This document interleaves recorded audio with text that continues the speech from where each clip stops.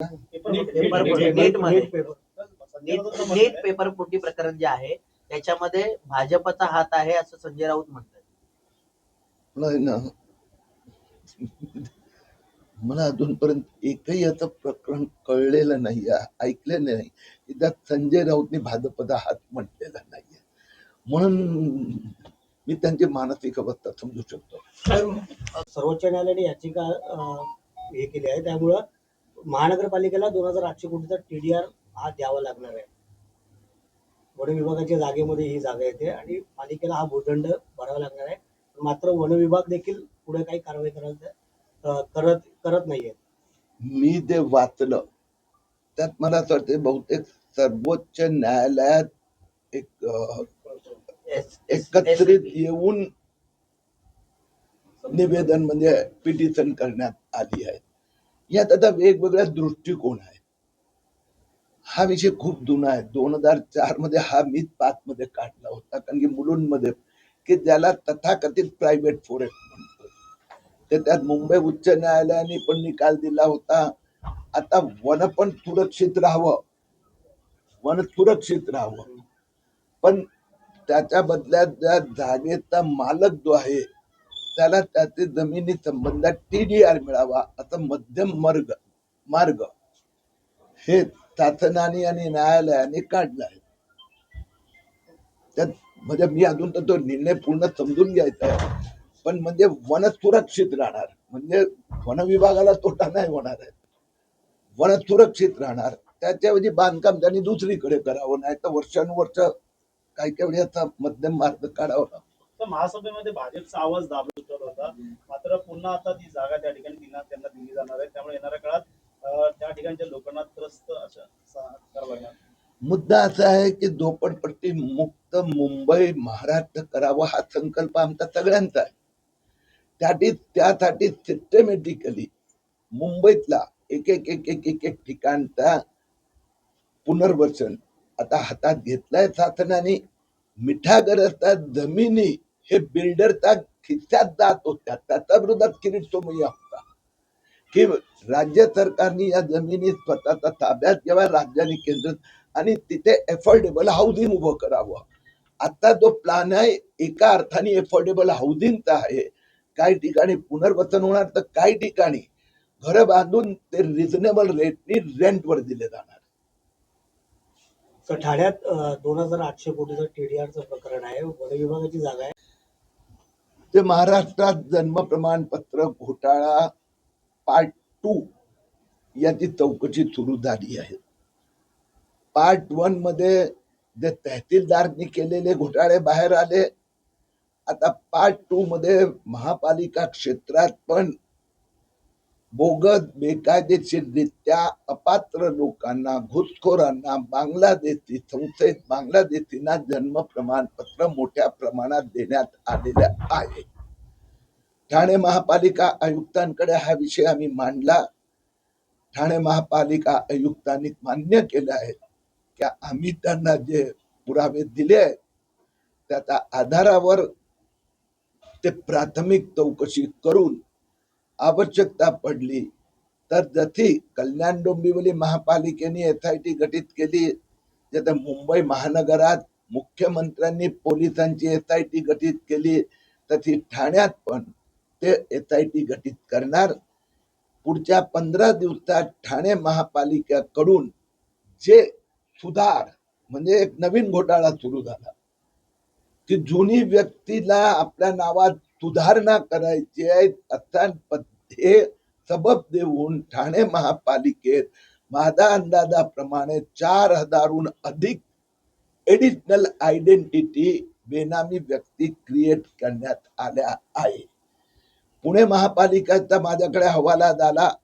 15,000 सुधारता नावाखाली गेल्या 2 वर्षात 15,000 सर्टिफिकेट देण्यात आल्या. मुंबई महापालिकेने 87,000 दिले आहेत. ठाण्यात असे 4,000 दिले असल्याची मला खात्री आहे. त्यासाठी महापालिका चौकशी सुरू करणार. 15 दिवसात चौकशी पूर्ण होणार. 4,000 का त्यापेक्षा आणखी असण्याची शक्यता वाटते तुम्हाला? हे 4,000 ची माझी माहिती आहे, म्हणजे माझा अंदाज आहे, पण महापालिका आयुक्तांनी स्वतः ही जबाबदारी घेतली आहे. आणि त्यासाठी गरज पडली तर इतर महापालिकेच्या अधिकाऱ्यांशी बोलणार. कारण की आता मुंबई महापालिकेत तुम्ही वाचलं असेल आज की 87,000 जुने सिस्टम मधून देण्यात आलेले करेक्टेडच्या नावाने 87,000 बेकायदेशीर जन्म प्रमाणपत्र देण्यात आले, ते सगळे रद्द होणार. पण त्यात 19,860 असे प्रमाणपत्र दिले गेले आहेत की ज्याचा अर्जदार नाही, ज्याचा कोणी कागद नाही, काही नाही, असे 19,860 घोस्ट नवीन आयडेंटिटी क्रिएट झालेली आहे. त्याच्यावर आता पोलीस, मुंबई पोलीस, SIT सोमवारपासून कारवाई सुरू करणार. सर मिठागरच्या ठिकाणी पुन्हा आता धारावी प्रकल्प येणार आहे. मला दुर्दैव असं आहे की आता मीटिंग मध्ये खूप खडाजंगी झाली या विषयावर. मागच्या मीटिंग मध्ये ठाणे महापालिकेने 7,000चा आकडा दिला होता, आज त्यांनी फक्त 700चा दिला.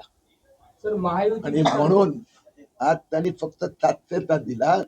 म्हणून मी कलेक्टर आयुक्तांना सांगितलं की हे ठाणे महापालिकाचे अधिकारी बनवाबनवी करीत आहेत. आणि मी जे 7,000 पैकी 4,000 सांगतोय, तर 7,000 हे जुन्याच्या नावाने करेक्शनचे आहेत. पण 4,000 जसं मुंबईत 87,000 जुने दुरुस्त करून देण्यात आले, पण दुरुस्त करून देण्यात आले, पण जे जुने जे सर्टिफिकेट होते त्या सगळ्यांचं वय 30, 40, 50, 60 ते सर्टिफिकेट परत नाही घेण्यात आले. म्हणजे समजा किरीट आहे, त्यामुळे आता नाव किरण आहे, तर 42 वर्षानंतर किरण म्हणून केलं, पण किरण म्हणून नवीन आयडेंटिटी तयार केली, किरीटची पुसली नाही. म्हणजे त्यात त्यात जे 7,000 एडिशनल आयडेंटिटी क्रिएट झाल्या, त्यातनं 4,000चा आयडेंटिटी व्यक्तीच अस्तित्वात नाही. जसं मुंबईत 87,000 बेकायदेशीर दिल्या दुरुस्तीचा. 19,800 तर कागद के माणूस पण नाही सापडत की कुणाला दिले.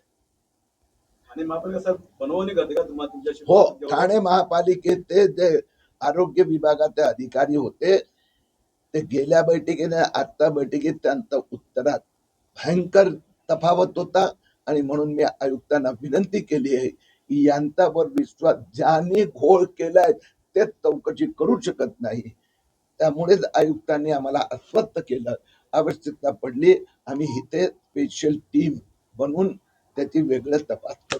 ओके. पेपर फुटी प्रकरणात संजय राऊत होता पोलीस ठाण्यामध्ये तक्रार दाखल करण्यापूर्वी मात्र कुठे प्रस्ताव मंजूर करून घेतात आणि विचारधीन घेत नाही भाजपच्या लोकांना, त्यामुळे कुठे नाराजी दिसून येते. शिवसेना आणि भाजपमध्ये खडाजंगी पाहायला मिळते. शिवसेना भाजपवर दादागिरी करते ठाणे महापालिकेत. तुमच्या हे दोन्ही बाजूचे आहेत लोक, त्यांनी विरोध केला होता.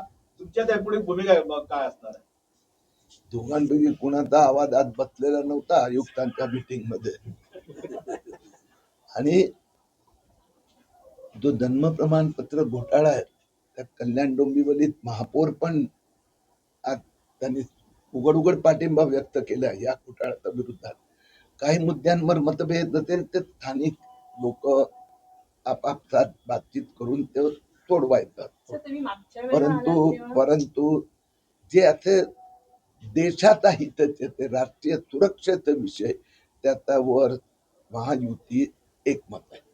तुम्ही मागच्या वेळेला जन्म बकरी ईदच्या दिवशी मुंबई ठाणे परिसरात हाऊसिंग सोसायटी मध्ये बकरे कापू द्यायचे नाही यांचा मोहिमेला दोन्ही जिल्ह्यातल्या, दोन्ही शहरातल्या प्रशासनाने, महापालिकेने बऱ्यापैकी साथ दिली. पोलिसांनी पण काळजी घेतली आणि एक्सेप्शनल किस्सातच फक्त हाऊसिंग सोसायटीत बकरे कापले गेले. या संबंधात मी महाराष्ट्राचे मुख्यमंत्री श्री देवेंद्र फडणवीस यांनाही आवाहन करतो आणि सगळ्या संबंधित महापालिकेत भारतीय जनता पक्षाचे नेते, महायुतीचे आमचे सहकारी, की आता अशा प्रकारची सगळ्या महापालिकेला व्यवस्था करायला सांगणार आहे की ज्या कुणाला धार्मिक विधी बकरी ईदच्या दिवशी करायची आहे तर त्यांना कुर्बानीसाठी जवळच्या विभागात व्यवस्था केली जाणार. पुढच्या वर्षी एकही रहिवासी वस्तीत, चाळीत, सोसायटीत बकऱ्याची कत्तल करू दिली जाणार नाही. घाटकोपरवाड्यांचं म्हणणं आहे की या काळात पहिल्या महानगरपालिकेने नोटीस दिलेली आम्हाला अचानक की रद्द करण्याची परवानगी रद्द केली. आता याच्या पुढची लढाई जी आमची न्यायालयीन असणार आहे, कारवाई संदर्भातले त्यांना कोणी दमडीत दिली त्याला हे देत नाही. ते घाटकोपरचे मुस्लिम माफिया, लँड जिहादवाले माफिया परवानगी भ्रष्टरित्या, बेकायदेशीररित्या परवानग्या दिल्या जात होत्या. महापालिकेचे अधिकारी देत होते. किरीट सोमय्या यावेळी मैदानात आला म्हणून कुठल्याही भ्रष्ट महापालिका अधिकाऱ्याने, पोलीस अधिकाऱ्याची हिंमत झाली नाही. त्याच पर्टिक्युलर सोसायटीत ए विंग मध्ये परवानगी नाकारली, बी विंग मध्ये, आय विंग मध्ये दिली. ते भ्रष्ट महापालिका अधिकाऱ्यांनी दिली होती. त्याच्या विरोधात चौकशी सुरू झालेली आहे.